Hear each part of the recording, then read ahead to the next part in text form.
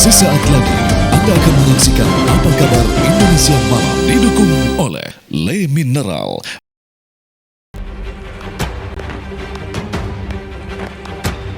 Wakil Presiden ke-9 Republik Indonesia Hamzahas wafat. Pria yang juga pernah menjabat sebagai Ketua Umum Partai Persatuan Pembangunan ini dimakamkan di Komplek Pemakaman Keluarga di Cisarua, Bogor, Jawa Barat. Perjuangan Saka Tatal untuk membersihkan namanya dimulai hari ini dengan menjalani sidang peninjauan kembali untuk kali pertama. Apa saja bukti baru yang disiapkan Saka Tatal bersama kuasa hukumnya? Kesal dengan lambatnya pengelolaan sampah, warga mengirimkan 4 dump truck sampah dan membuangnya ke kantor Bupati serta kantor DPRD Kabupaten Sintang, Kalimantan Barat. Saksikan ulasan selengkapnya hanya di Apa Kabar Indonesia Malam.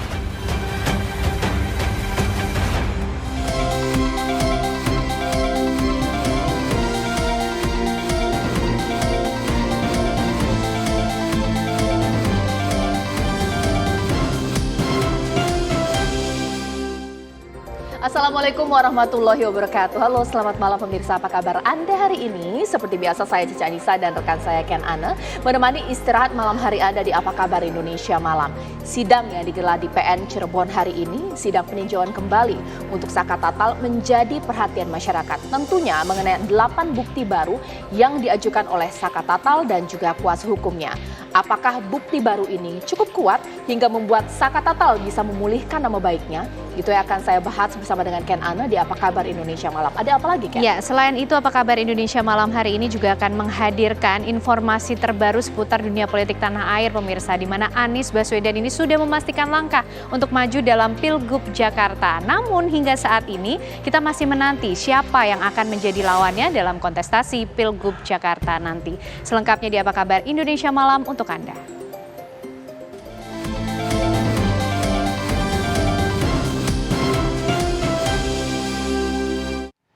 Ke informasi yang pertama, Wakil Presiden ke-9 Republik Indonesia Hamzahas tutup usia di umur 84 tahun pada Rabu pagi. Hamzahas wafat pukul 9.30 waktu Indonesia Barat di kediaman pribadinya di Matraman, Jakarta Timur.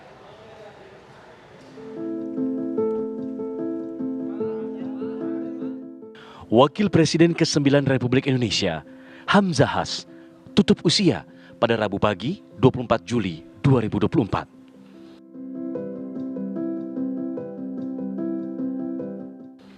Hamzahas meninggal dunia di usia 84 tahun.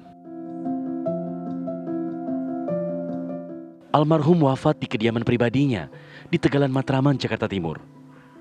Pihak keluarga menyebut Hamzahas meninggal bukan karena sakit, namun lantaran faktor usia.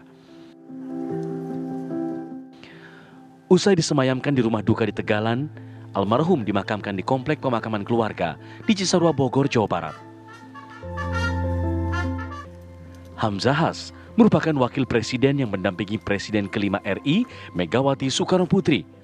Ia menjabat pada tahun 2001 hingga 2004. Tim TV One mengabarkan.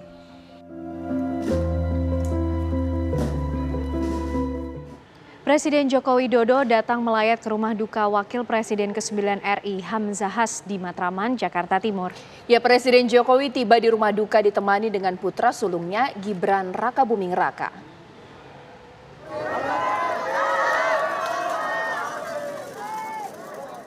Presiden Joko Widodo datang melayat ke rumah duka Wakil Presiden ke-9 Republik Indonesia Hamzahas di Matraman, Jakarta Timur pada Rabu siang sekitar pukul 13.15 waktu Indonesia Barat. Presiden Jokowi hadir ditemani putra sulungnya yang juga merupakan Wakil Presiden terpilih, Gibran Rakabuming Raka. Sebelum Presiden, sejumlah tokoh terlebih dahulu sampai di rumah duka almarhum Hamzahas. Di antaranya Wakil Presiden ke-11 Budiono, serta Wakil Presiden ke-10 dan 12 Yusuf Kala. Sejumlah pejabat dan kerabat pun turut hadir menyampaikan bela sungkawa kepada pihak keluarga. mulai dari anggota Dewan Pertimbangan Presiden Jan Faridz, Sekjen P3 Arwanito Mafi, hingga mantan Kepala BIN AM Hendro Priyono. Tim TV One mengabarkan. Kita ke informasi di mana Ketua Harian Partai Gerindra Sufmi Dasko merayu PKB agar dapat bergabung dengan pemerintahan Prabowo Gibran. Situasi dan kondisi saat ini menjadi momentum agar seluruh kekuatan bangsa Indonesia dapat bersatu. Ajakan tersebut pun disambut Ketua Umum PKB Muhaimin Iskandar yang juga berseloroh agar Gerindra turut mengajak PKS.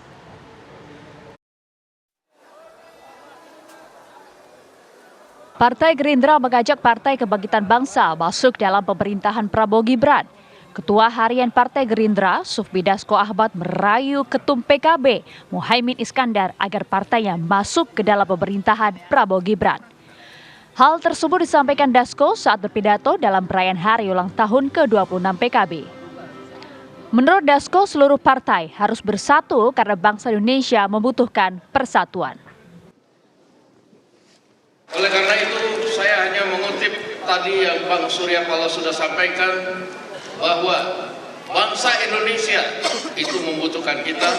Oleh karena itu, ke depan PKB, Gerindra, semua partai harus bersama-sama. Dan karena tadi sudah dibilang bahwa kita adalah cinta lama, kami tunggu PKB untuk masuk dalam pemerintahan bersama dengan. Sementara itu, Ketua Umum PKB Muhaimin Iskandar berterima kasih dan menyambut baik ajakan Sufmi Dasko untuk gabung di pemerintahan Prabowo Gibran. Dalam pidatonya, Muhaimin mengaku bahwa Indonesia sedang dilanda dilema ekonomi global, sehingga tidak ada jalan lain untuk bahu-membahu untuk menyelamatkan ekonomi bangsa. Muhaimin juga berseloroh agar PKS diajak dalam pemerintahan Prabowo Gibran. Terima kasih atas ajakan Pak Dasko. Semua siap bersama-sama Pak Dasko dan Pak Prabowo. PKS don't worry. Saya juga ikut mendaftarkan. Ajak juga PKS Pak Dasko untuk bareng-bareng. Pasangan Presiden dan Wakil Presiden terpilih Prabowo Gibran akan dilantik Oktober mendatang setelah berakhirnya masa pemerintahan Joko Widodo Ma'ruf Amin. Bersama Partai Nasdem, PKB, dan PKS sebelumnya mengusung Anies Mohaimin dalam Pilpres 2024. Dari Jakarta, tim TV One mengabarkan.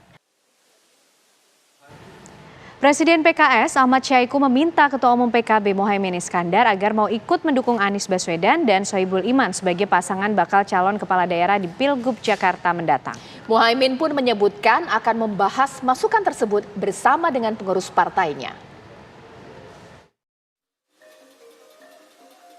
Presiden Partai Keadilan Sejahtera Ahmad Syaiqo menyampaikan pantun politik untuk merayu Ketua Umum Partai Kebangkitan Bangsa Muhaimin Iskandar mendukung pasangan bakal calon kepala daerah di Jakarta. PKS sudah mendeklarasikan akan mengusung Anies Baswedan dan Sohibul Iman sebagai bakal Cagup dan Cawagup Jakarta. Presiden PKS juga memuji pelaksanaan acara Harlah PKB. Syaiqo kemudian menyampaikan jika kebersamaan antara PKB dan PKS tidak boleh berhenti pada Pilpres 2024, tapi dilanjutkan ke Pilkada Serentak 2024. Dalam sebuah pantun, Gus, dari Bekasi naik kereta, turunnya di stasiun Sudirman. PKS ajak PKB kolaborasi di Jakarta, dukung Anies dan Sohibul Iman.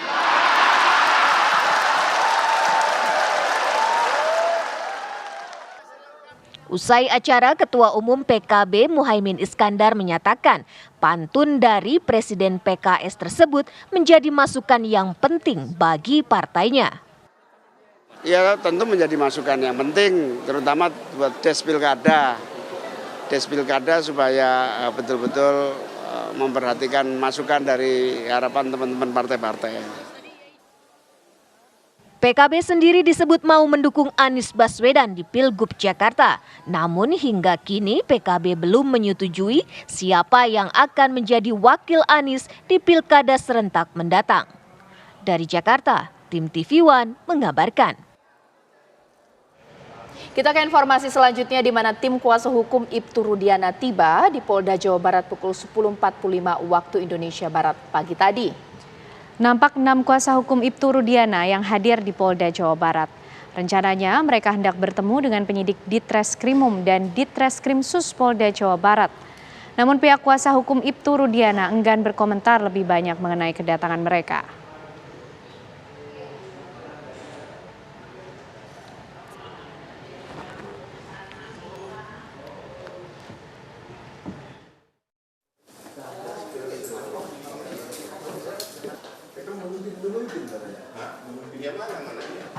Usai jeda pemirsa, apa kabar Indonesia Malam masih akan menemani Anda bersama dengan Caca Anissa lewat perbincangan yang akan dilaksanakan nanti. Benar sekali Ken, juga pemirsa mengenai 8 bukti baru yang diajukan oleh Saka Tatal dalam sidang hari ini akan saya bahas sesaat lagi. Hanya di Apa Kabar Indonesia Malam.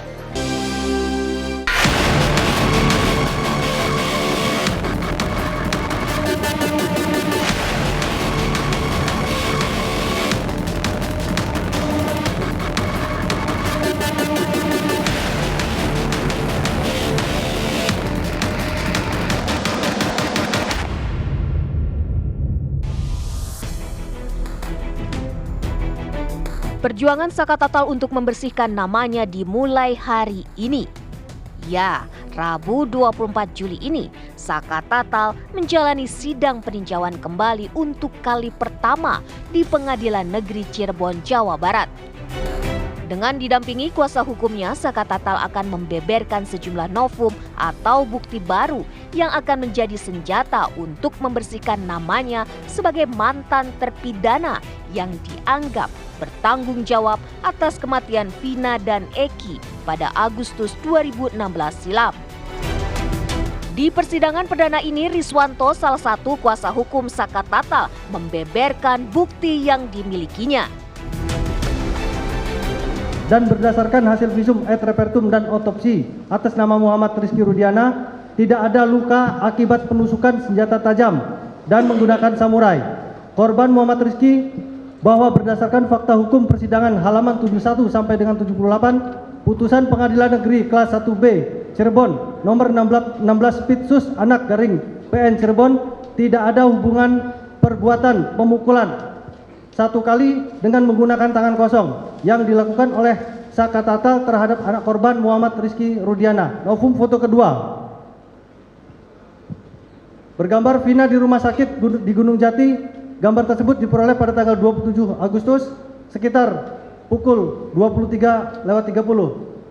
Dengan keterangan penjelasan novum kedua, bukti novum kedua, foto Vina ini menerangkan tidak ada hubungan kaitannya dan sangat bertentangan dengan hasil pertimbangan hakim yang terdapat dalam halaman 74 putusan Pengadilan nomor 16 Pitsus anak garing 2016 PN Cirebon yang menerangkan bahwa saudara Andi menyabetkan samurai ke arah muka dan kaki anak korban Vina sehingga tidak ada hubungan kausalitas perbuatan Saka Tatal bin Bagja dengan kematian Vina. Foto serpihan daging korban yang melekat dibuat di baut penopang tangan bahu jalan novum ini diperoleh pada tanggal 27 Agustus pada pukul 24. Dengan penjelasan bukti novum foto tersebut menerangkan bahwa adanya luka yang terdapat pada korban Vina yang diakibatkan dari benturan antara tungkai kaki korban Vina dengan baut penopang penerangan lampu jalan. Sehingga bukti novum tersebut sesuai dengan hasil visum et repertum korban Vina yang ditandatangani oleh Dr. Itha Silvia yang motor korban Muhammad Rizky Rudiana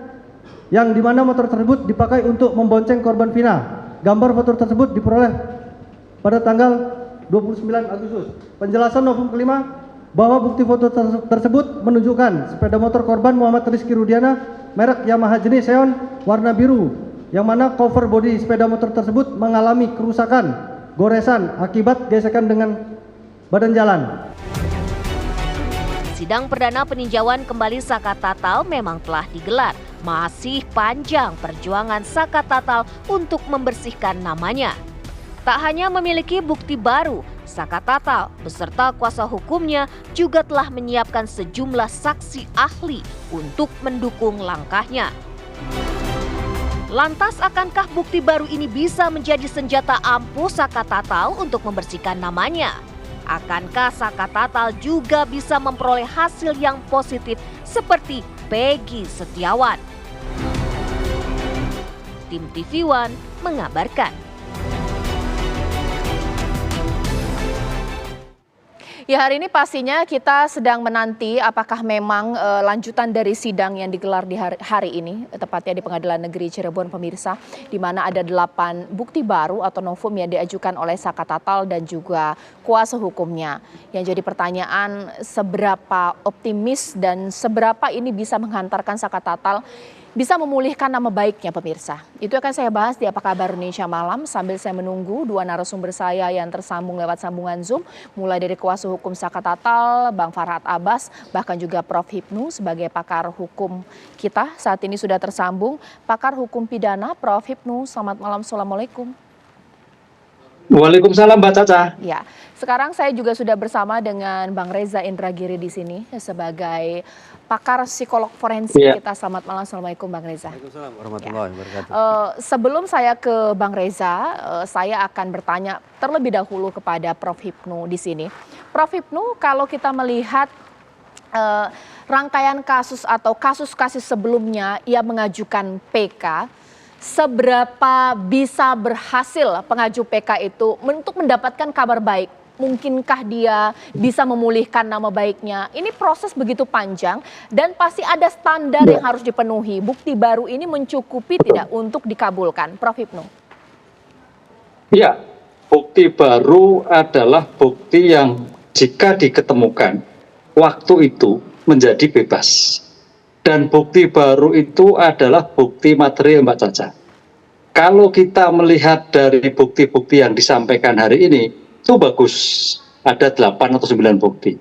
Tapi tampaknya bukti-bukti yang terkait dengan foto itu tidak bisa berdiri sendiri. Harus dilakukan bukti-bukti yang lain. Itu kan bukti sekunder. Bukti primernya seperti apa? Bisa membaca atau tidak terhadap bukti-bukti. Lah itulah yang nanti kita harus lihat. Kemarin ke hari ini kan baru pandangan penasihat hukum. Penasihat hukum itu berpikir dari objektif yang subjektif. Kan gitu. Besok kita mendengar dari penuntut umum. Penuntut umum berpikir dari subjektif karena ada korban meninggal 2, tapi pandangannya objektif. Disitulah nanti kita lihat sebetulnya bukti yang disampaikan itu mempunyai nilai atau tidak. Karena buktinya primer. Tadi pertanyaannya, dari sekian ribu PK, berapa yang berhasil? Kalau hitungan kami 20%. 20%. Karena apa? Pembuktian dalam sistem peradilan pidana waktu itu suatu yang saya kira konkret 2016 lah ya. Kalau memang ada kejanggalan betul bisa juga. Apalagi ini anak Mbak, saya melihatnya anak itu 15 tahun, sejauh mana kemampuan anak itu melihat kasus yang bersangkutan. Ini yang saya kira menjadikan poin penting pengajuan PK. Apakah prosesnya pada waktu itu betul, apakah pemeriksaannya betul, atau pengungkapan betul terhadap anak yang bersangkutan. Kalau yang dewasa saya kira clear, tapi anak potensi ini menjadikan bukti baru yang ditemukan di persidangan. Oke, Bang Reza, kita membahas secara general dulu ya, bahwa sebelum kita masuk ke seberapa kuat nanti bukti ini, secara sistematik secara statistik bahwa ribuan kasus hanya 20% yang berhasil. Ini bagaimana melihatnya? Pertama masuk akal kalau kemudian ada estimasi bahwa tingkat keberhasilan PK hanya 20%. Persoalan pertama, karena yang punya akses ke bukti praktis hanya pihak penyidik. Penasihat hukum tidak punya akses, misalnya untuk mengecek, maaf, ini sperma punya siapa? Apakah kuat penasihat hukum, apakah Saka Tatal misalnya bisa mengakses sperma itu untuk kemudian membawa ke laboratorium dicek DNA-nya? Satu, terhadap tubuh kedua korban, ya kita berduka ya, ada 2 korban. Tetapi sekali lagi dalam konteks ini, apakah penasihat hukum punya kesempatan untuk melakukan otopsi tandingan? Untuk memastikan ada tidak seperti isi laporan Ibtu Rudiana bahwa ini merupakan luka tusukan pada tubuh korban. 2, yang ketiga, disebut-sebutlah ada samurai panjang, ada samurai pendek. Di mana samurai itu? Adakah jejak darah korban di situ? Adakah sidik jari para pelaku di situ? Lagi-lagi, penasihat hukum tidak bisa mengakses samurai panjang, samurai pendek untuk mengecek bukti saintifik tersebut. Jadi praktis penguasaan atas bukti, narasi memang dominan dibangun oleh pihak penyidik yang kemudian dilanjutkan ke jaksa penuntut umum. Itu poin pertama. Tetapi uniknya sekian kajian di negara luar memang keberhasilan mekanisme PK, kita sebut sebagai PK, ternyata tidak jarang justru keberhasilannya berkat adanya novum yang justru dihadirkan oleh penyidik sendiri. Selama ini kita beranggapan kalau akan ada mekanisme PK, maka tugas terpidana lah dan penasihat hukumnya lah untuk mencari novum tersebut. Tetapi di negara seperti Amerika Serikat misalnya, ada Conviction Integrity Unit. Conviction Integrity Unit ini justru bertugas untuk mencari di mana kira-kira penyimpangan yang sudah dilakukan oleh penyidik. Ketika ditemukan ada penyimpangan itu, maka sekali lagi justru penyidiklah, justru pihak kepolisian lah yang menggerakkan mekanisme PK dengan novum yang mereka temukan. Itu yang saya harapkan bisa dilakukan oleh Mabes Polri. Karena menurut saya Polda Jabar tidak begitu berhasil melakukan mitigasi terhadap kasus Cirebon tahun 2016. Maka harapan yang tersisa hanyalah pada Mabes Polri untuk melakukan mitigasi itu. Oke, saya akan coba menghubungi atau mengecek ini apakah Bang Farhad Abbas sudah tersambung dengan saya di sini lewat sambungan Zoom. Assalamualaikum Bang Farhad. Baik, ternyata belum tersambung dengan Bang Farhad. Oh ya, sudah tersambung, tapi saya harus mengecek dulu komposisi gambar supaya nanti saya bisa bertanya dengan jelas dan secara gamblang. Nah, bagaimana nih Bang Farhad? Hari ini sudah digelar sidang pertama. Kita tahu bahwa secara statistik hanya 20% PK yang diajukan, apalagi bukti-bukti dari yang diajukan oleh Bang Farhad dan juga Saka Tatal bisa dikatakan sebagai bukti sekunder, bukan primer sesaat lagi.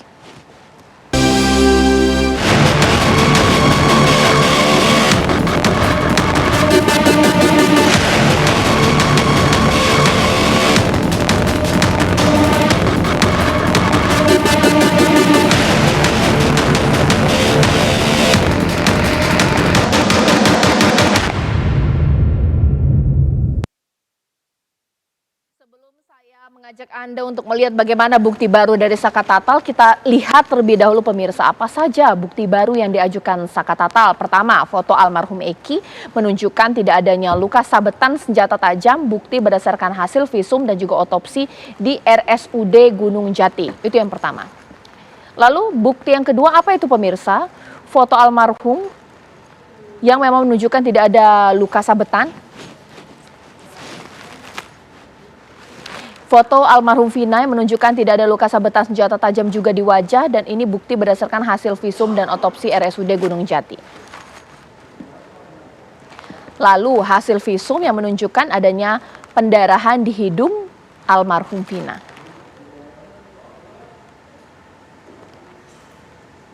Foto serpihan yang berasal dari luka tungkai Vina yang tertinggal di baut penopang lampu penerangan di TKP. Foto sepeda motor yang digunakan almarhum Eki saat peristiwa dengan sejumlah kerusakan dan goresan akibat gesekan dengan badan jalan. Lalu juga flash disk yang berisi file rekaman kesaksian Liga Akbar. Selain itu pemirsa, ada pernyataan Kapolri yang menyebutkan penanganan kasus Vina tidak menerapkan scientific crime investigation.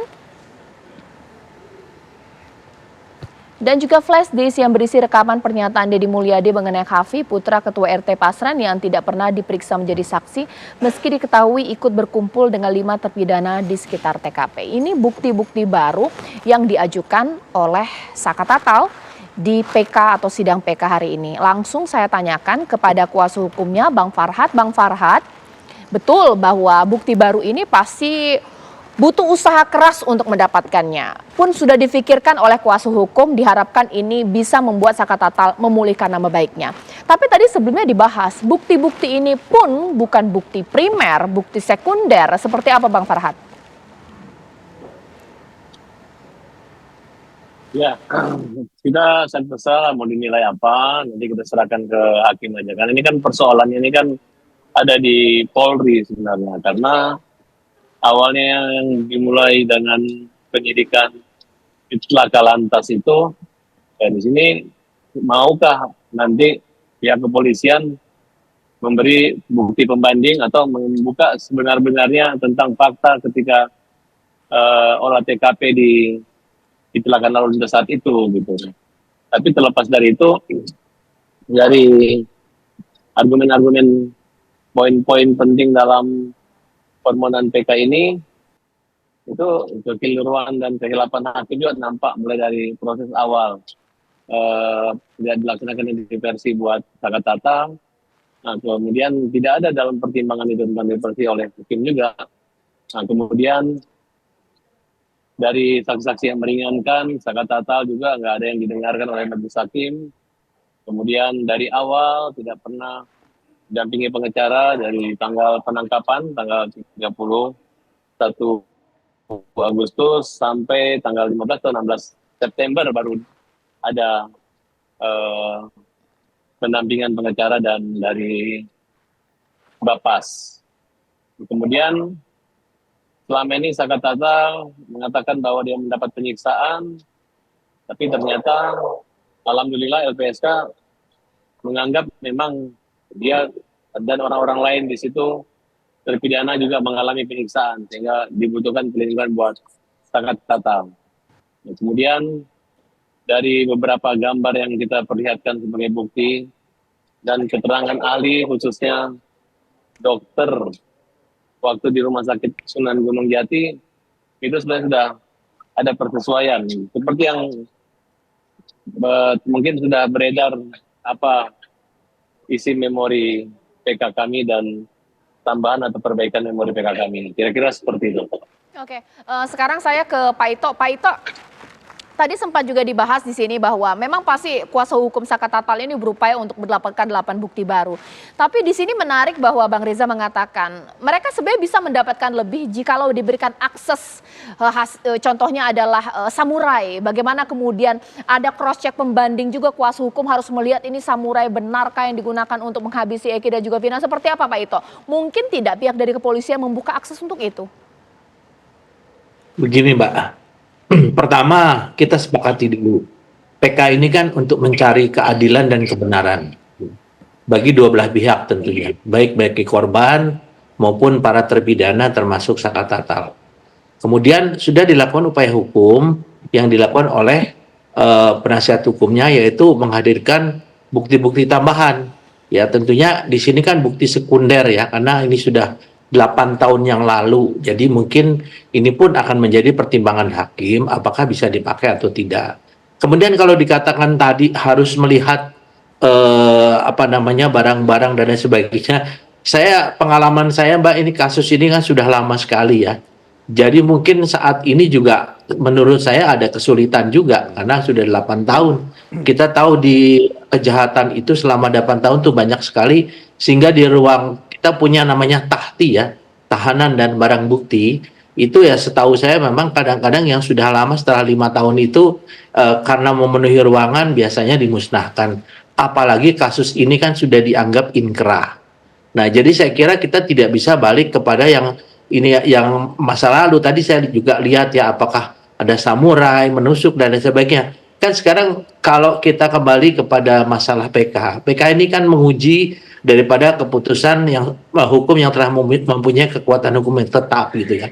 Jadi kalau kita balik kepada masalah waktu penyidikannya, saya kira memang mungkin ini sangat sulit ya Mbak ya untuk bisa dipenuhi, apalagi kalau misalnya barang-barang bukti itu ataupun mungkin bahkan berkasnya biasanya setelah 5 tahun dimusnahkan karena memenuhi ruangan ya, memenuhi ruangan. Jadi saya kira itu Mbak. Jadi kalau menurut saya kita uji saja nanti apa yang disampaikan, nanti kita serahkan kepada keputusan hakim karena memang untuk persyaratan PK ya harus mengajukan novum baru ya. Tadi saya lihat kan ada seolah-olah namanya yang tertinggal di ini, apakah memang ada itu pada saat itu atau tidak, kan sudah 8 tahun yang lalu. Kalau memang itu masih ada, wah saya surprise juga gitu ya Mbak ya. Oke, Bang Reza, seperti apa ini? Jelas nggak bisa kita akses untuk bukti-bukti yang 8 tahun lalu. Oke, anggaplah sekian banyak bukti yang saya sebutkan di segmen sebelumnya tidak lagi bisa diakses karena entah di mana simpannya. Tapi menurut saya ada satu bukti saintifik yang belum pernah dibuka dengan serinci-rincinya. Dan firasat saya mengatakan bukti itu ada,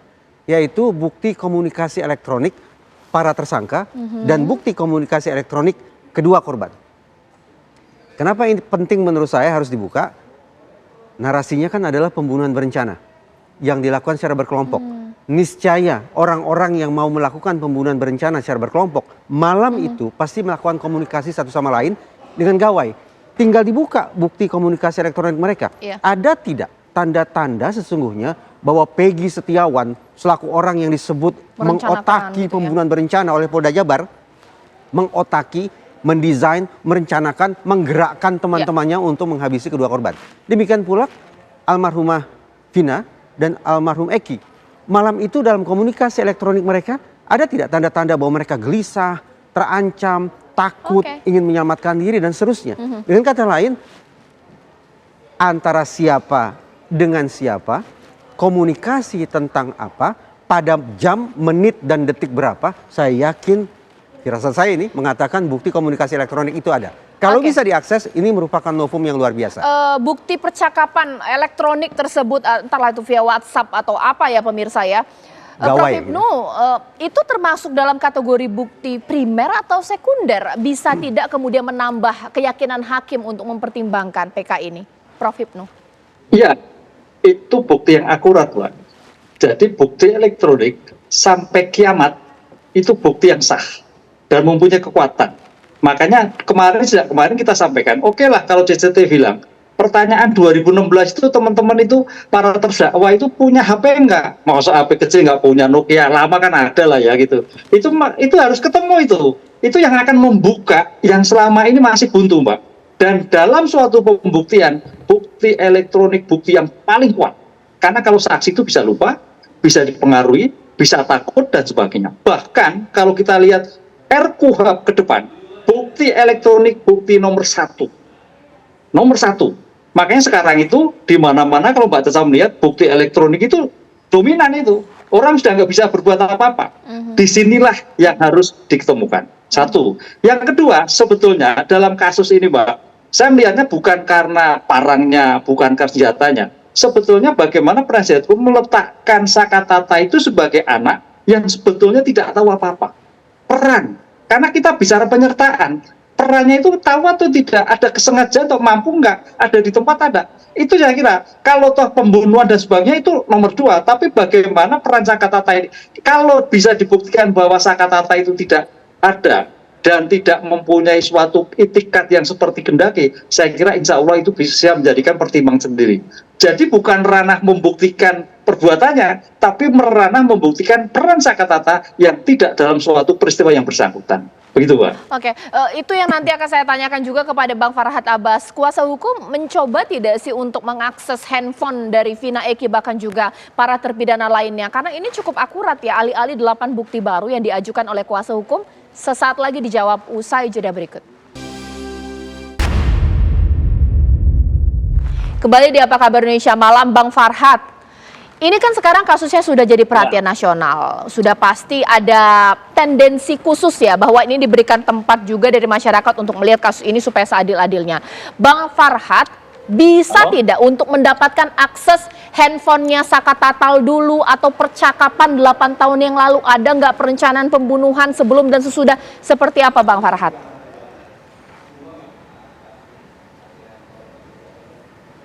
Bang Farhad? Yang itu kan harusnya ketika Rudian, harusnya ketika dari awal pihak kepolisian menyidik itu harusnya tugas mereka gitu. Justru itulah kelemahan dari tidak scientific crime investigasi yang dilakukan oleh mereka. Artinya mereka mengatakan bahwa telah terjadi perencanaan pembunuhan di 17 Juni sudah disebarkan semua ke seluruh SMS. Tapi tidak dijadikan bukti juga, tidak mereka lakukan ke provider atau apa untuk mengetes bukti-bukti tersebut. Bahkan 6 handphone yang jadi barang bukti itu nggak dijadikan bukti di persidangan juga dilakukan oleh mereka. Nah, belum lagi CCTV dengan alasan katanya mereka bukan ahli CCTV-nya nggak bisa dibuka katanya gitu. Jadi jangan diserahkan kepada kita untuk pembuktian terbaliknya, karena ini kan mereka anak kampung, cuman tukang-tukang pekerja-pekerja saja. Yang dari awalnya dikatakan karena eksistensi geng motor dan mereka mengatakan itu adalah anggota dari non-reker, tapi di persidangan tidak ada terbukti bahwa mereka itu ada member on-reker. Bahkan saya tanya, mereka itu nggak punya motor, menurut Sakatata itu nggak punya motor, baru aja kemarin diberi hadiah motor oleh seorang Ratu Durian dari Tasikmalaya. Jadi agak aneh. tidak menemukan geng motor di situ, tapi dianggap karena eksistensi geng motor gitu. Oke. Pak Ito, oke lah kalau barbuk-barbuk yang sifatnya harus disimpan ya, yakni adalah samurai atau apapun namanya sulit untuk kita dapatkan kembali. Percakapan via provider, Pak, ini kan bisa untuk didapatkan kembali. Pak Ito seperti apa? Kalau percakapan melalui provider itu pasti bisa yang dikatakan Bang Reza tadi. Kalau itu dia menggunakan alat komunikasi. Jadi ya saya juga mengalami beberapa kasus ya. Untuk kasus 340 itu bukan hanya dalam rentang waktu yang lama atau menggunakan alat. Dia bisa dalam rentang waktu yang singkat ya. Ya contohnya tidak perlu harus menggunakan alat komunikasi, misalnya dari hasil rekonstruksi yang saya terima laporannya ya. Pada saat itu kan mereka berkumpul ya di warung, kemudian minum ciu ya. Kemudian setelah minum ciu atau sejenis minuman keras, mereka melihat korban Eki dengan Vina lewat, kemudian dikejar, terjadi penganiayaan sehingga menimbulkan korban Eki dan Vina. Nah, di sini apa yang mau dijadikan alat bukti untuk telepon? Apa mereka pada saat berkumpul telepon-teleponan? Kan nggak juga gitu ya. Jadi saya kira mungkin di sini harus kita lihat daripada kasusnya bahwa 340 itu bisa dengan menggunakan alat komunikasi dan itu wajib ya. Itu bisa dijadikan yang dikatakan scientific crime investigation ya. Menurut saya itu yang harus didalami ya. Kemudian sekarang ada satu hal Mbak yang mungkin kita lihat sekarang kasusnya Peggy Setiawan. Peggy Setiawan pada saat sebelum pra peradilan itu ada videonya yang mengatakan bahwa didampingi pengacaranya dia tidak mengenal sama sekali semua pelaku, yaitu terpidana, tidak mengenal. Kemudian setelah dia memenangkan pra peradilan, saya punya videonya juga, ya, di mana si Peggy Setiawan mengatakan betul Sudirman itu teman saya, teman sekolah, teman ini. Padahal Sudirman inilah yang menunjuk Peggy Setiawan sebagai pelaku utama. Sehingga pada saat pra peradilan diputuskan semacam error in persona ya. Nah, ini yang dikatakan Bang Reza tadi, dua video ini adalah alat bukti yang tentunya tidak terbantahkan. Oleh karena itu sekarang silahkanlah masyarakat menilai kan, apakah memang betul kasus ini Peggy Setiawan terlibat atau tidak. Tapi dari video kedua, dia betul-betul mengatakan mengenal terpidana yang saat ini ada di lapas ya.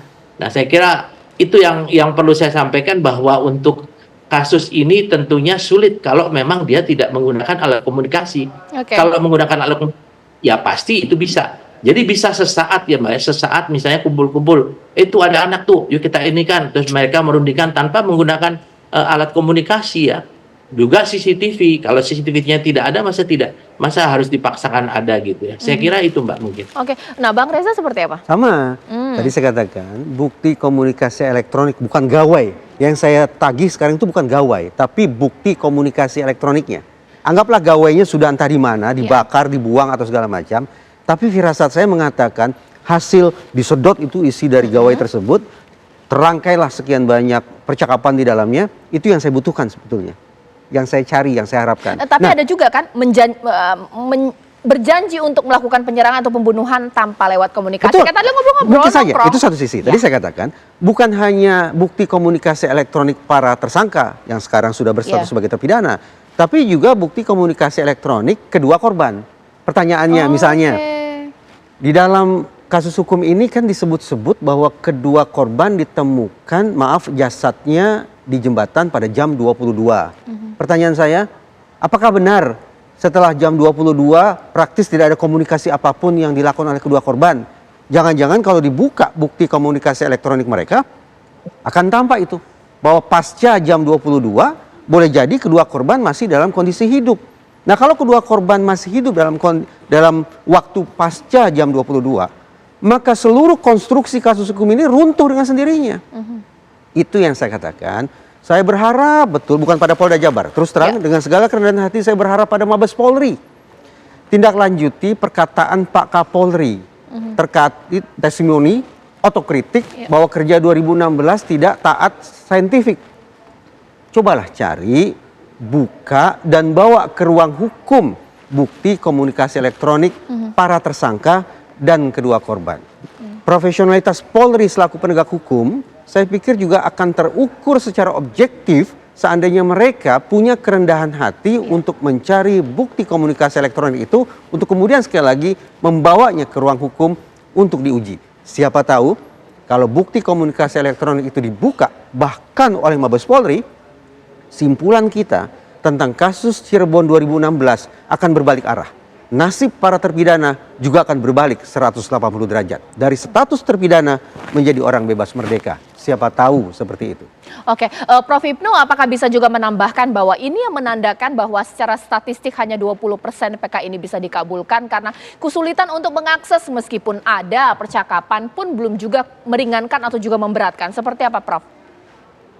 Ya, karena seperti Mas Reza tadi bahwa Indonesia itu bukan menganut, cenderung itu civil law. Jadi peradilan negara. Negaralah yang membuktikan. Lain dengan Amerika itu common law. Ini yang saya kira membedakan sekali antara civil law dan common law. Oleh karena itu dalam hal seperti ini, saya kira memang masih dimungkinkan pembuktian-pembuktian. Yang sekarang kalau kita pembuktian langsung, mencoba bagaimana pembuktian tidak langsung. Pertanyaannya begini, apakah orang tua Eki, apakah orang tua Vena, itu juga ada suatu bukti-bukti yang terkaitan komunikasi dengan anaknya? Kalau menyambung Bang Reza tadi, kalau Bang Reza tadi antara Eki dan Vina, tapi sekarang orang tua yang bisa mengklarifikasi, mengungkapkan tentang bukti yang bersangkutan. Tapi ini kan peristiwanya nanti agak menceng, Mbak Caca. Padahal kita diskusikan sekarang adalah bagaimana tata ini ya, yang PK ini mempunyai kualifikasi nilai atau tidak.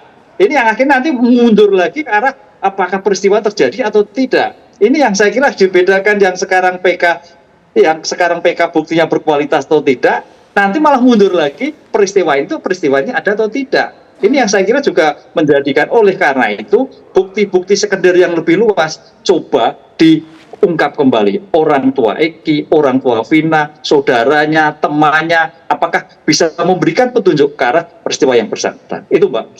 Oke, baik. Terakhir ini di segmen ini saya minta closing statement ya dari masing-masing. Saya ke Bang Farhad terlebih dahulu. Bang Farhad, nah ini bagaimana ini momen Anda untuk berjuang untuk Saka Tatal, tapi seberapa optimis? Karena pastinya jaksa juga nanti akan menyiapkan hal juga untuk membantah 8 bukti tadi. Bang Farhad. Ya, intinya saya melihat beberapa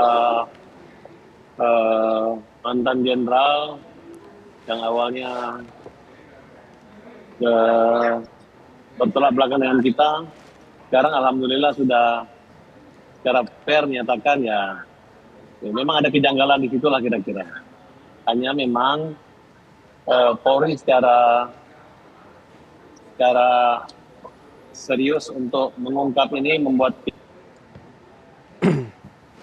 Baik, Bang Farhad, ya sedikit terganggu ya komunikasi. Seperti bagaimana mereka memutar kebenaran kasus Sambo langsung. Ya, terima kasih Bang Farhad. Sekarang saya ke Pak Ito. Pak Ito, ini bagaimana kemudian harapannya agar PK ini menjadi momentum untuk memberikan keadilan untuk Saka Tatal pastinya. Ini seperti apa? Mbak, tadi kan saya katakan keadilan dan kebenaran. Tentunya kalau memang yang salah ya harus dihukum. Kalau tidak salah ya harus dilepaskan. Nah, ini menarik yang tadi sampaikan Bang Reza. Saya kebetulan komunikasi langsung dengan para pelaksana. Ya, bahwa perintah Kapolri untuk melakukan ekshumasi eksaminasi itu telah dilakukan oleh Bareskrim langsung, kemudian Irwasum, kemudian juga dengan Propam didampingi dengan semua fungsi yang terkait, dan hasilnya sudah dilaporkan kepada Bapak Kapolri ya.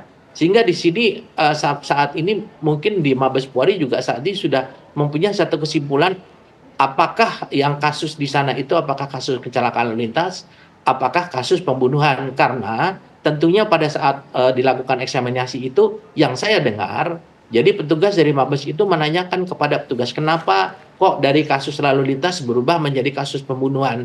Tentunya hal-hal ini sudah dilaporkan kepada Bapak Kapolri, dan saya yakin ada langkah-langkah yang mungkin kalau memang betul, ya tentunya apa yang sudah dilakukan penyidik sudah benar. Ya. Tapi kan kita harus ingat Mbak Caca bahwa ini adalah kasus PK yang tentunya menguji daripada keputusan hakim yang memiliki keyakinan bahwa ini adalah satu kejadian pembunuhan. Tapi kembali bahwa bagi saya Di sini keadilan harus betul-betul ditegakkannya. Saya juga tidak mengatakan para terpidana itu salah, karena saya juga bukan hakim, tapi saya juga tidak mengatakan para terpidana itu tidak bersalah, karena semua itu harus dibuktikan melalui satu proses hukum yang pada akhirnya diputuskan di PK. Saya kira kita tunggu saja hasil PK nanti. Oke, Mas Reza seperti apa? Dari seluruh program prioritas Kapolri Jenderal Listio Sigit, 5-6 diantaranya itu mengerucut pada, saya tafsirkan, keharusan bagi Mabes Polri untuk buka-bukaan betul, untuk melakukan evaluasi, melakukan eksaminasi, melakukan review terhadap pengungkapan kasus Cirebon 2016.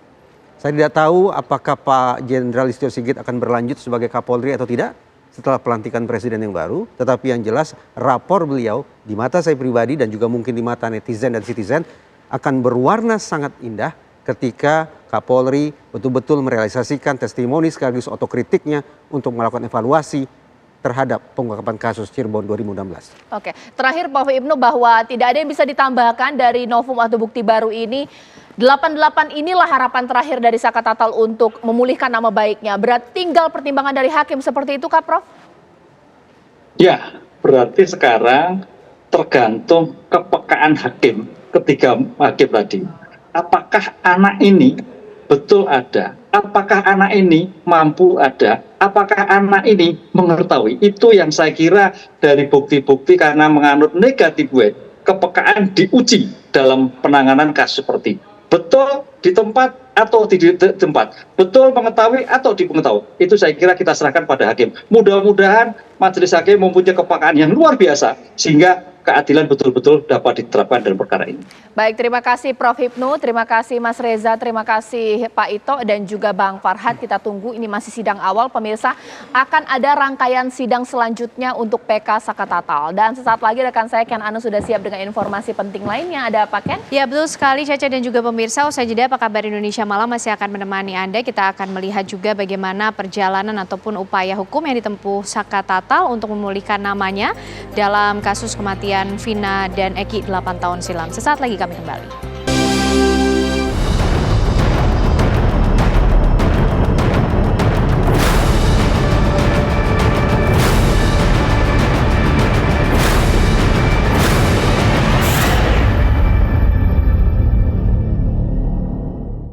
Ya pemirsa, Saka Tatal ini melakukan sejumlah upaya hukum untuk memulihkan namanya. Kami akan ajak Anda untuk melihat bagaimana perjalanan kemudian keterlibatan Saka Tatal yang awalnya diduga terlibat dalam kasus kematian Vina dan Eki. Dalam kasus pembunuhan Vina pada 2016, Pengadilan Negeri Cirebon memvonis Saka Tatal dengan hukuman 8 tahun penjara. Dan setelah menjalani hukuman selama 3 tahun 8 bulan pada 2020, Saka Tatal ini telah dinyatakan bebas bersyarat pemirsa. Kami hadirkan bagaimana perjalanan perjuangan Saka untuk memulihkan namanya. Pada 10 Oktober 2016, Saka Tatal ini menjalani sidang putusan di Pengadilan Negeri Cirebon sebagai terdakwa pada saat itu Saka Tatal. Dan dalam sidang putusan itu pemirsa ada beberapa poin catatan amar dari hakim, yaitu anak Saka Tatal bin Bagja terbukti bersama-sama melakukan tindak pidana pembunuhan berencana dan juga menjatuhkan pidana penjara di LPKA Bandung selama 8 tahun dikurangi masa penahanan. Berikutnya pemirsa, pada 2019 Saka Tatal ini melakukan sejumlah upaya hukum, mulai dari pengajuan kasasi ke tingkat MA dan juga upaya hukum istimewa yaitu grasi. Nah, pada April 2020 pemirsa, Saka Tatal ini dinyatakan bebas bersyarat usai menjalani hukuman 3 tahun 8 bulan.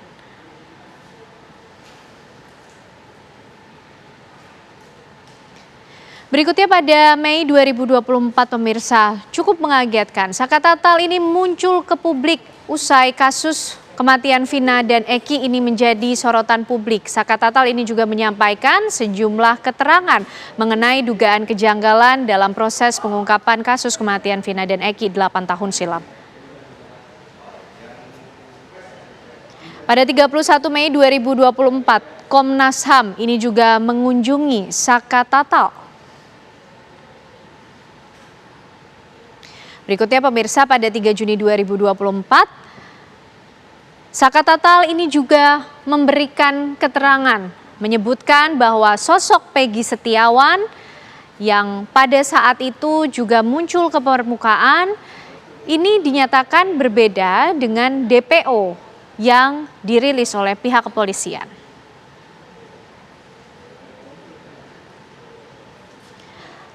Lalu pemirsa, pada 4 Juni 2024, keesokan harinya, Saka Tatal ini diperiksa oleh Polda Jawa Barat berkaitan dengan penangkapan dari Peggy Setiawan yang saat itu juga cukup menggemparkan publik karena pada saat kasus ini ditemukan 8 tahun silam, akhirnya Peggy Setiawan juga ditangkap oleh pihak kepolisian pada kala itu.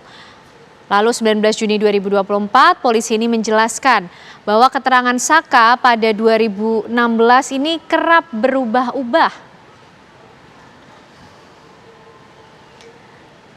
Lalu pemirsa, pada 8 Juli 2024, pihak Saka Tatal melalui kuasa hukumnya ini secara resmi mengajukan peninjauan kembali ke Pengadilan Negeri Cirebon.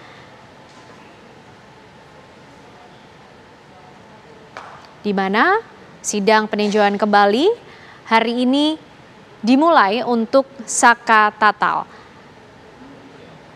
Dan berikut pemirsa pernyataan dari Krisnamurti, pihak kepolisian. Ada kejutan-kejutan buat rakyat Indonesia, terutama adalah terkait masalah novum PK kami. Bahwa di sini disebutkan adanya pemerkosaan, adanya pembunuhan, seperti yang diberitakan selama ini. Bahwa kejadiannya itu tidak seperti apa yang disampaikan dalam kronologis yang dirangkai, bahwa sudah direncanakan. Nah, dengan dibebaskan Peggy, bagaimana terhadap kasus 2016? Karena ini berkaitan dengan Saka yang sudah menjalani pidana ini. Dan itu ada dalam putusan hakim. Justru kami meragukan telah terjadi dari awal penyidikan, proses penyidikannya ini sampai dengan adanya putusan itu pasti terencana dengan baik. Nah justru dengan adanya PK ini kami berharap bahwa PK Saka akan dikabulkan. Satulah tadi pernyataan dari Krisnamurti yang merupakan kuasa hukum dari Saka Tatal. Dan Saka Tatal ini menjalani asesmen psikologis yang digelar oleh pihak LPSK. Ini merupakan suatu prosedur yang harus ditempuh oleh Saka Tatal pemirsa untuk pada akhirnya bisa mendapatkan perlindungan dari LPSK. Yaitu pada 19 Juli 2024 di mana Saka Tatal ini menjalani asesmen psikologi.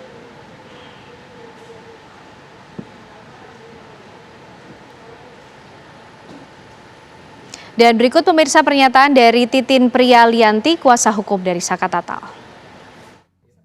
Pengajuan itu sudah lama, beberapa minggu lalu. Nah, karena apa? Karena Saka juga kan kondisi psikologisnya tidak stabil. Apalagi kalau diingatkan masalah-masalah yang masa lalu, yang dia menerima penganiayaan di Polres Cirebon Kota, kemudian juga terungkap juga dia masih mengalami penganiayaan di Polda Jabar. Saka kan ketika ditanya soal itu, diingatkan soal itu, aura kemarahannya juga meluap-luap. Saya khawatirnya ini jadi tidak berpengaruh terhadap nanti.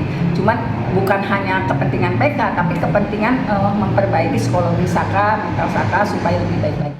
Ya, kalau sebelumnya pemirsa Saka Tatal ini menjalani asesmen dari pihak LPSK, akhirnya Lembaga Perlindungan Saksi dan Korban atau LPSK ini memutuskan untuk memberikan perlindungan terhadap 6 orang terkait dengan pembunuhan Vina dan Eki di Cirebon pada 2016 silam.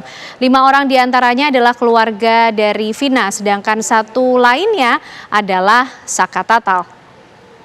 Pengadilan Negeri Cirebon menggelar sidang perdana peninjauan kembali dari Saka Tatal yang diajukan oleh mantan terpidana kasus pembunuhan Vina Cirebon, yaitu pada hari ini digelar pemirsa 24 Juli 2024. Sidang tersebut digelar di ruang sidang Cakra, Pengadilan Negeri Cirebon.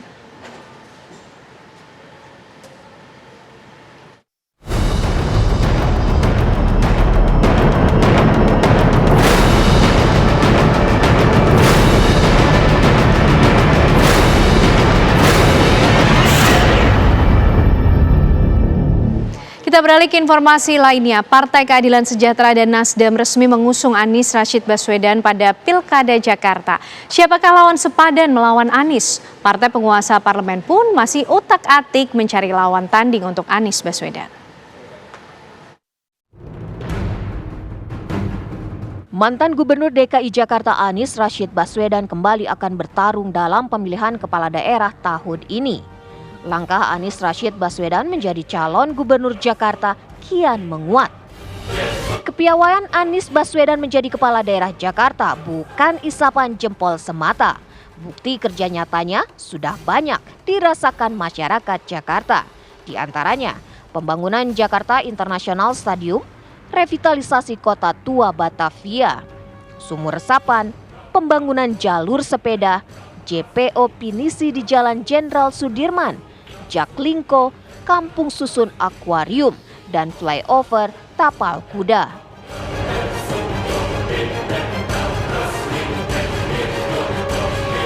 Tidak hanya itu, suara Anies di Jakarta dalam kontestasi Presiden RI 2024 kemarin membayang-bayangi pasangan Prabowo Gibran. Perolehan suara pasangan Anies Baswedan dan Muhaimin Iskandar mencapai 41,7%, sekitar 2.653.762 suara masyarakat di Jakarta memilih Anies dan Muhaimin. Tak heran, nama Anies Baswedan begitu harum mengundang Partai Keadilan Sejahtera dan Nasdem meminangnya kembali dalam Pilkada Jakarta mendatang. Pada tanggal 25 Juni 2024, partai bernomor urut 8 itu mengawinkan pasangan Anies Rashid Baswedan sebagai calon gubernur Jakarta dan Muhammad Sohibul Iman sebagai wakil gubernur Jakarta untuk Pilkada Jakarta nanti. PKS sadar partainya tidak bisa mengusung calon kepala daerah sendiri karena jumlah kursi yang dimiliki belum memenuhi syarat untuk mencalonkan sendiri, sehingga PKS membangun komunikasi dengan partai lain. Salah satunya dengan konstituennya, yaitu Partai Nasdem dan PKB. Alhasil, pada hari Senin 22 Juli 2024, Partai Nasdem resmi mengusung Anies Rashid Baswedan sebagai bakal calon gubernur Jakarta dalam Pilkada Jakarta tahun 2024. Telah membulatkan tekad, menyepakati untuk Pilkada DKI, Pak Surya Paloh yang pimpin rapat tadi langsung menetapkan Bapak Anies Baswedan sebagai calon gubernur DKI Jakarta dari Partai Nasdem.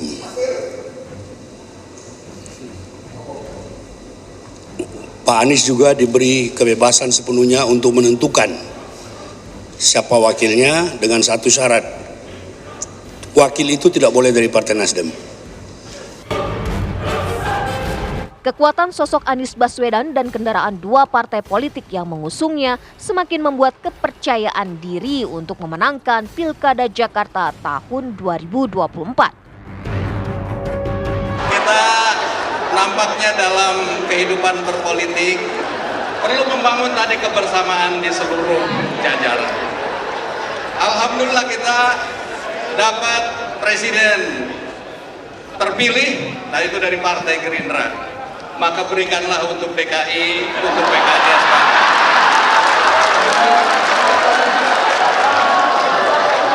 Karena saya diajari oleh para kiai dan juga tadi Pak Dasko sudah mengungkapkan bahwa memang perlu ada kolaborasi di antara elemen-elemen bangsa. Sosok Anies Baswedan yang telah resmi diusung oleh PKS dan Nasdem membuat ketar-ketir partai lain. Apakah kembalinya Anies dalam kontestasi di Pilkada membuat was-was partai pengusung tandingan lainnya? Partai PDI Perjuangan, partai yang menguasai kursi parlemen itu, belum mau bersuara lantang terkait bakal calon kepala daerah yang akan diusungnya nanti. Deklarasi PKS dan Nasdem yang mengusung Anies Baswedan tidak membuatnya terpengaruh. Ya, Jakarta kita cermati masih sangat dinamis. Justru berbagai wacana yang muncul saat ini, baik itu terkait dengan Pak Ahok, terkait dengan Pak Anies, termasuk kombinasi keduanya atau kemungkinan rivalitas di antara keduanya, atau munculnya figur baru seperti Pak Pramono Anung. Bahkan kami juga mendapat informasi dari teman-teman civil society, Mbak Bivitri misalnya, ada juga yang mengusungnya karena Mbak Bivitri ini ketika menyampaikan film Dirty Vote itu di Jakarta itu yang nonton hampir 8 juta orang. Itu bagian dari dinamika yang menyehatkan demokrasi. Maka PD Perjuangan terus membuka suatu ruang bagi hadirnya calon-calon pemimpin tersebut yang kemudian nanti kita akan cermati berdasarkan suara arus bawah partai. PDI Perjuangan tidak mau tergesa-gesa untuk mengumumkan nama calon kepala daerah dalam Pilkada Jakarta. Pihaknya masih mencari sosok yang tepat untuk menjadi kepala daerah di Jakarta dan siap berlaga dalam pilkada. Sosok yang diusung harus memiliki visi yang sesuai dengan ideologi partai dan mampu mendengar suara rakyat. Tim TV One mengabarkan. Kabupaten Sintang darurat sampah. Warga mengirim 4 dam truk sampah ke kantor Bupati dan Dewan Kabupaten Sintang. Sesaat lagi informasi selengkapnya. Pemirsa, Kabupaten Sintang darurat sampah. Warga kirim 4 dam truk sampah ke kantor Bupati dan Dewan Kabupaten Sintang. Sejumlah warga yang kecewa terhadap carut-marutnya pengelolaan sampah di Kabupaten Sintang mengirimkan 4 dam truk sampah dan membuangnya di depan kantor Bupati dan DPRD Kabupaten Sintang. Kekecewaan masyarakat ini memuncak setelah mereka merasakan bau yang tak sedap dari tumpukan sampah tak terurus di jalanan Kabupaten Sintang seperti di Jalan Lintas Hutan Wisata, Stadion Baning, Pasar Masuka, dan juga Akcaya Jelora.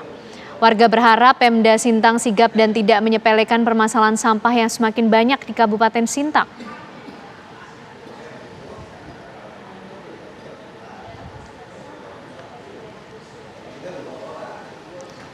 Kami akan ajak Anda pemirsa berbincang dengan Kepala Dinas Lingkungan Hidup Pak Igor Nugroho. Selamat malam Pak Igor. Pak Igor, kami belum bisa mendengar suara Pak Igor. Mungkin bisa diaktifkan Pak audionya. Halo, selamat malam Pak Igor. Halo, selamat malam. Bisa lebih lantang lagi Pak suaranya karena kami belum bisa mendengar dengan jelas suara Pak Igor dari sini. Selamat malam. Oke. Kedengaran Mbak? Iya. Sudah jelas Pak. Malam. Selamat malam Pak Igor. Ya, sebenarnya apa yang tengah terjadi di Kabupaten Sintang Pak? Sebenarnya bagaimana pula pengelolaan sampah di sana? Baik, terima kasih.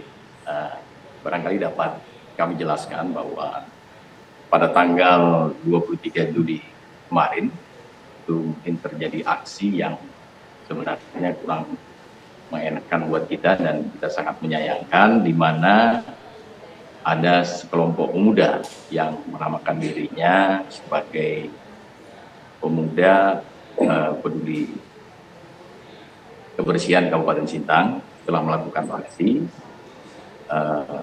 membuang sampah di halaman kantor Bupati sebanyak 3 dump truck. Kemudian di kantor DPRD Kabupaten Sintang itu ada 1-2 dump truck. Tentu aksi ini juga tidak melakukan koordinasi dulu. Biasanya kalau akan mengadakan demo dan sebagainya, itu biasanya aparat keamanan juga sudah tahu, tapi ini merupakan aksi spontan. Nah, melalui aksi ini kita tetap berpikiran positif, ya. Ini merupakan koreksi bagi penanganan sampah di Kabupaten Sintang. Namun demikian barangkali bisa kami jelaskan beberapa hal terkait lamanya pengangkutan sampah dari TPS-TPS itu sekitar mungkin lebih 1 minggu ke TPA. Jadi dapat kami sampaikan bahwa memang kondisi TPA kita tidak baik-baik saja, Mbak. Artinya TPA kita itu berada di kilometer 7 di Desa Nata, itu luasnya adalah 5 hektar lebih sedikit dan itu sudah overload. Sudah overload, jadi sampah menumpuk. Kemudian alat kita hanya 1, ekskavator yang kebetulan memang kondisinya sering rusak dan pada saat itu memang rusak. Sehingga alat itu merupakan andalan untuk merapikan sampah-sampah, menumpuk sampah-sampah, karena kita masih menggunakan sistem open dumping. Nah itu rusak. Ketika alatnya rusak, sehingga distribusi sampah dari luar ke dalam itu tidak bisa berjalan dengan lancar, sehingga banyak sampah-sampah yang tidak bisa diangkut ke TPA.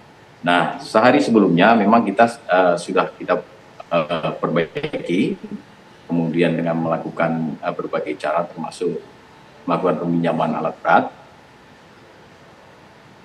itu sudah kita angkut sampah-sampah yang ada di TPS, khususnya di daerah pasar, kemudian di daerah stadion. Pak Igor. Sudah kita angkut, dan ini ya, Pak Igor, memang mengenai kendala-kendala yang dialami oleh pemerintah sendiri ini tidak pernah dikomunikasikan Pak dengan warga, sehingga warga pun juga tidak berujung pada aksi seperti ini untuk menyampaikan kekecewaan mereka.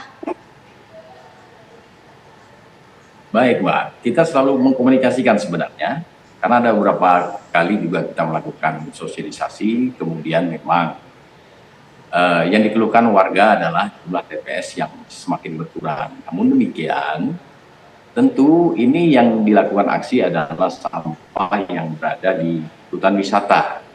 Dia ada komplek hutan wisata yang memang kewenangannya milik SDA. Dan di situ sebenarnya bukan TPS resmi. Sudah beberapa kali kita lakukan pengangkutan sampah di sana, ya. Sudah 8 kali tercatat, tapi sampah itu tetap warga tetap membuang sampah di sana. Ada beberapa alternatif yang sudah kita tawarkan. Pertama, kita menghimbau kepada masyarakat untuk membuang sampah di TPS yang memang sudah kita sediakan. Satu.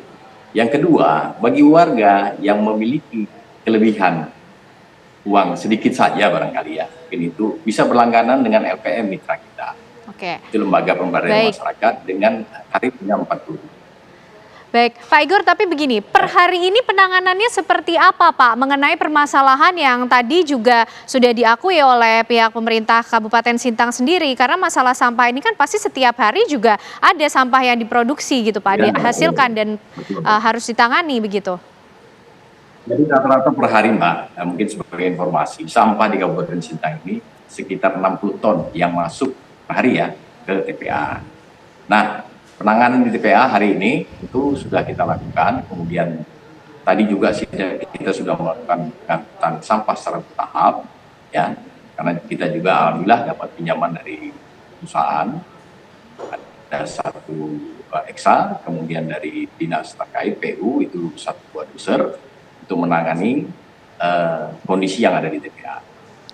Baik. Hari ini juga kita bekerja dan hari ini kita sudah melakukan rapat dengan pihak-pihak terkait, karena sepertinya masyarakat menginginkan ada satu TPS di jalan hutan wisata. Tentu yang kita berkoordinasi dengan BKSDA untuk mencarikan titik mana yang kira-kira aman untuk diletakkan TPS, karena TPS ini banyak juga warga yang menolak. Jadi banyak menerima, banyak menolak, karena kalau ditaruh TPS di depan rumahnya, tidak setuju gitu. Sehingga kita harus pastikan ruang itu aman, kita akan bikinkan satu kompleks di sana.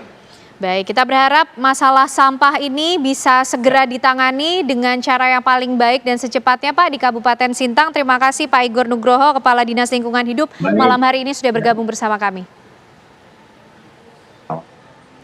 Ya, kita beralih ke informasi berikutnya pemirsa. Viral sebuah video memperlihatkan seorang kepala desa di Kebumen adu mulut dengan ketua LSM yang melaporkan dugaan pungli di salah satu sekolah dasar negeri di Kecamatan Petanahan. Anu gimana itu? Tanyakan sekolah SD. Bisa nanti kamu pakai semua teman-teman. Kamu tinggal di mana sih? Ini masalah sekolahan. Enggak, ini cuma siapa? Ini masalah sekolahan. Kamu sekarang takut nih, baru keluar dari mata kamu. Udah, korbannya itu aja. Saya nggak mau bengek. Silahkan usir nggak apa-apa. Ditemani oleh teman-temannya, pria yang menggunakan seragam oranye coklat tersebut diketahui merupakan Supono, kepala desa di Kecamatan Seruweng. Yang diinterogasi adalah Sugiono, Ketua Lembaga Perlindungan Konsumen Swadaya Masyarakat atau LPKSM Kresna Cakra Nusantara Kabupaten Kebumen. Video tersebut diduga buntut dari adanya laporan salah seorang wali murid yang mengkuasakan laporan kepada LPKSM Kresna bahwa telah terjadi adanya dugaan pungutan liar di SDN 1 Jatimulyo, Kecamatan Petanahan. Dalam video, Kades Supono mengaku dirinya merupakan pihak yang membackingi sekolah. Dirinya mengancam akan mengusir pelapor dari tempat tinggalnya kalau tidak mau mencabut laporannya di kepolisian. Pasca kejadian, warga pelapor ketakutan dan mencabut surat kuasa yang sebelumnya diberikan kepada LPKSM Kresna Cakra Nusantara dan menyatakan bahwa laporan pungli di Sekolah SDN 1 Jatimulyo tidak benar. Sementara Kades Supono menyampaikan saat itu dirinya terpancing emosi akibat ulah ketua LPKSM yang dianggap sudah meresahkan desanya. Buntut viralnya video tersebut, aparat Polres Kebumen akan segera memanggil semua pihak yang terlibat untuk diklarifikasi atas permasalahan tersebut.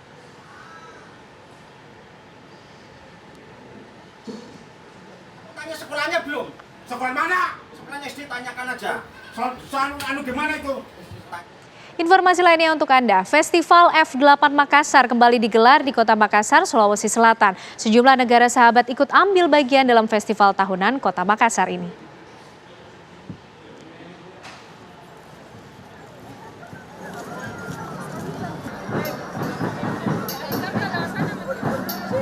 Dengan kemampuan khusus Kematra Udara sesuai dengan mempunyai ciri khas tugas tambahan yang tidak dimiliki oleh pasukan lain. Kita ke sisi kanan podium. Mari kita sambut Under One Pass.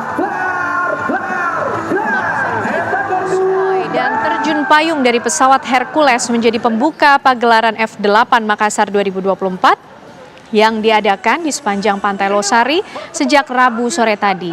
Tidak ketinggalan atraksi flying board juga memukau warga yang memadati lokasi festival. Festival F8 Makassar ini adalah pagelaran yang keempat kalinya digelar di Kota Makassar. Sejumlah negara sahabat akan ikut ambil bagian dalam festival tahunan yang selama 4 tahun berturut-turut masuk dalam top 10 kalender event nasional Kementerian Pariwisata. Festival F8 Makassar akan digelar selama 5 hari mulai pada tanggal 24 hingga 28 Juli mendatang.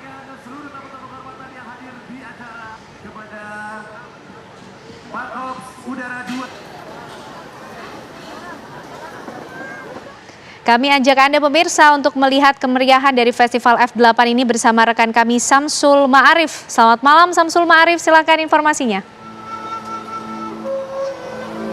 Ya, malam Kenan dan pemirsa.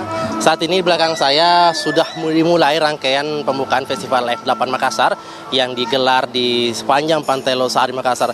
Event F8 ini adalah yang kelima kalinya setelah sudah 4 kali dilakukan dan tentunya ini sudah bertaraf internasional karena menghadirkan delegasi-delegasi asing yang nantinya juga akan mempertontonkan keahlian-keahlian mereka, apa-apa yang mereka miliki untuk disaksikan oleh warga Kota Makassar. Dan langsung saja di sini sudah ada Dr. Udin Saputra Malik. Kita akan berbincang sejenak seperti apa rangkaian kegiatan F8 yang akan dibuka pada malam ini. Tentu saya akan sangat meriah. Selamat malam Dr. Udin. Selamat malam. Dr. Udin, ini adalah festival yang kelima yang diadakan di Makassar. Apa sih yang membedakan F8 tahun ini dengan tahun kemarin? Yang pertama, tahun ini kita mengusung tema Unify. Jadi pada tahun ini kita berharap diversifikasi keberagaman dari peserta itu semakin dipersatukan di tempat yang sangat indah ini, di mana tahun ini juga dilakukan perluasan area di mana semakin panjang karena tempat yang kita duduk ini adalah venue baru yang kita namakan Tugu Mnek. Nah, di sini dimulai panggungnya dan kemudian membentang sampai 1,4 km ke arah sana, seperti itu.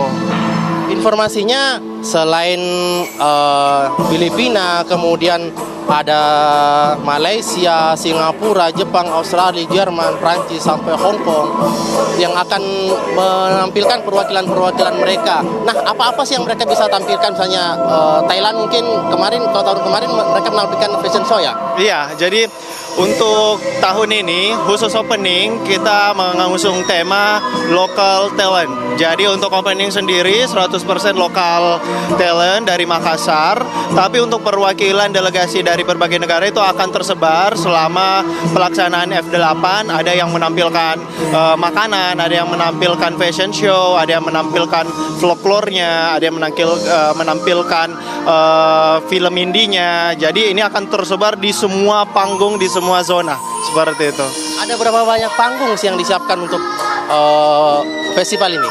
Iya, jadi untuk tahun ini kurang lebih ada 4 panggung besar, di mana disisipi dengan berbagai macam tenan, termasuk makanan yang tahun ini kita sebar supaya masyarakat tidak terkumpul di suatu daerah, seperti itu. Kalau untuk malam ini mungkin bisa diceritakan, sekarang kan lagi seremoni untuk pembukaan. Nah, apa sih yang ditampilkan oleh adik-adik kita malam ini? Ya, jadi penampil pada yang pertama ini ada dari Paduan Suara Makassar yang merupakan juga pemenang di New Zealand Choir Championship tahun ini, di mana membawa lagu-lagu nasional dan juga lagu-lagu dari Sulawesi Selatan. Oh, ini menang dapat juara di luar negeri? Iya, International Choir Championship di New Zealand tahun ini. Baru bulan ini kalau nggak salah. Baik. Nah, tentunya ada yang ingin diperkenalkan dari Kota Makassar di mata dunia. Nah, apa yang diperkenalkan itu? Ya, tentunya kita ingin memperkenalkan keberagaman dari Sulawesi Selatan, di mana begitu banyak budaya yang tentunya baik untuk kita semua, sehingga sebagai generasi muda juga harus mengenali dan melestarikan budaya tersebut dengan segala macam difusi dari global.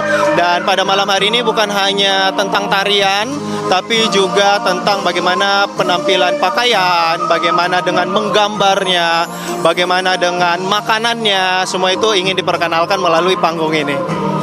Jadi selain memperkenalkan Makassar sebagai kota makan enak, juga festival kota tepian air. Iya, jadi tahun ini kita memperkenalkan satu branding lagi Kota Makassar, the best waterfront festival in the world.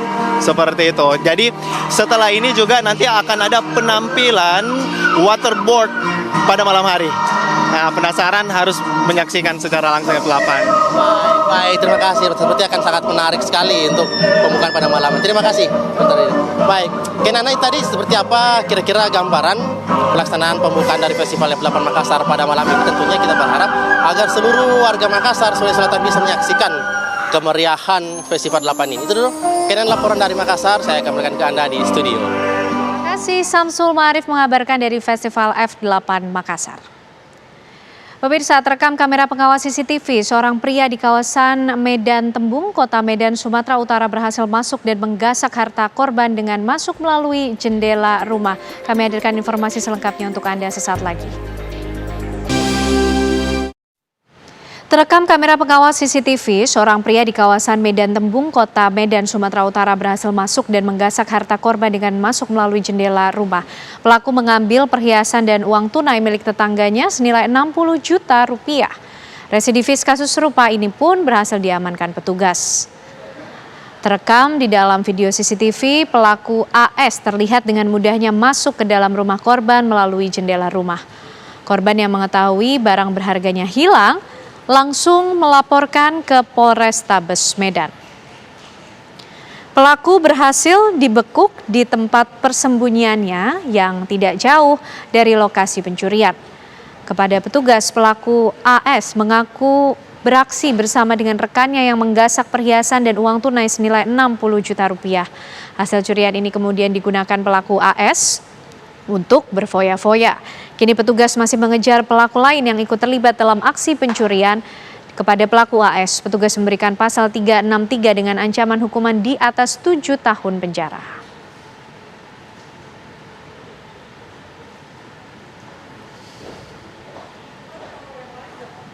Terlilit utang, seorang istri bersama putri dan calon menantu di Kabupaten Bekasi, Jawa Barat tega membunuh suaminya sendiri.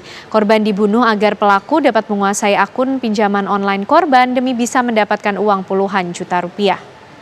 Tim Resmo Polres Metro Bekasi dan tim Reskrim Polsek Setu menangkap salah satu pelaku pembunuhan berencana terhadap Asep Saipudin, warga Kampung Serang, Desa Taman Rahayu, Kecamatan Setu, Kabupaten Bekasi, Jawa Barat. Para pelaku ternyata merupakan istri korban berinisial J, anak korban berinisial SN, dan calon menantu berinisial HP. Usai membunuh korban, para pelaku mengambil ponsel korban dan mencairkan uang 56 juta rupiah dari 2 aplikasi pinjaman online milik korban yang digunakan untuk melunasi utang istri korban. Para pelaku lalu merekayasa kematian korban seolah-olah korban meninggal akibat sakit yang dideritanya. Namun keluarga yang curiga akibat adanya luka tidak wajar pada bagian tubuh korban melaporkannya ke polisi dan dilakukan ekshumasi. Para pelaku berhasil diringkus setelah polisi menyelidiki kematian korban. Dari tangan para pelaku disita sejumlah barang bukti.